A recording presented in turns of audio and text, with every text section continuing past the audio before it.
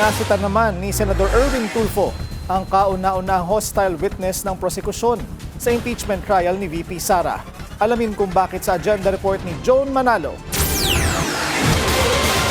Ang dating Special Disbursing Officer ng OVP na si Gina Acosta ang kauna-unahang hostile witness na humarap sa impeachment court.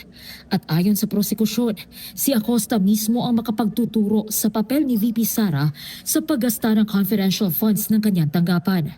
Clearly, up until today, an employee of the OVP saying to the court and to the nation na ang pangalang Pangulo ang nagbigay ng utos na magbigay, nakita niyo mga kanina kung gaano kalaki, ng 125 million in confidential funds to Mr. La Chica.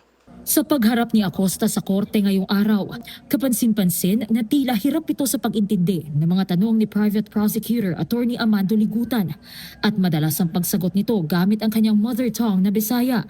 Dahilan para masita siya ni Senator Judge Erwin Tulfo dahil hindi naman daw niya ito hirap magtagalog noong humarap siya sa pagdinig ng House Committee on Good Government and Public Accountability noong 2024. Pero ang prosekusyon, nais daw munang bigyan ng benefit of the doubt si Acosta. Siguro kinakabahan siya, no? Because this is the trial already, unlike in the Committee on Good Government. Medyo komportable siya na sumagot doon sa mga katanungan ng ating mga mambabatas.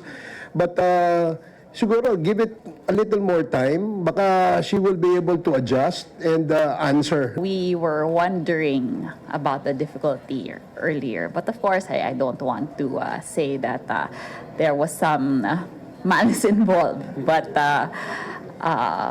well, let's see in the coming hours when she returns to the witness stand.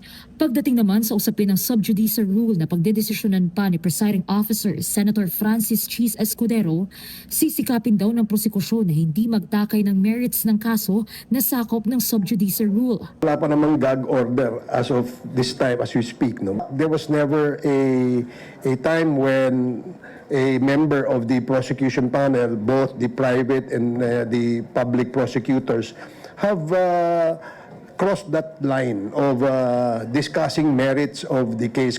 Nanindigan din si Barbers na mahalaga pa ring matalakay at maipaintindi sa publiko ang mga nangyayari sa impeachment trial sa pamamagitan ng mga tagapagsalita ng prosekusyon.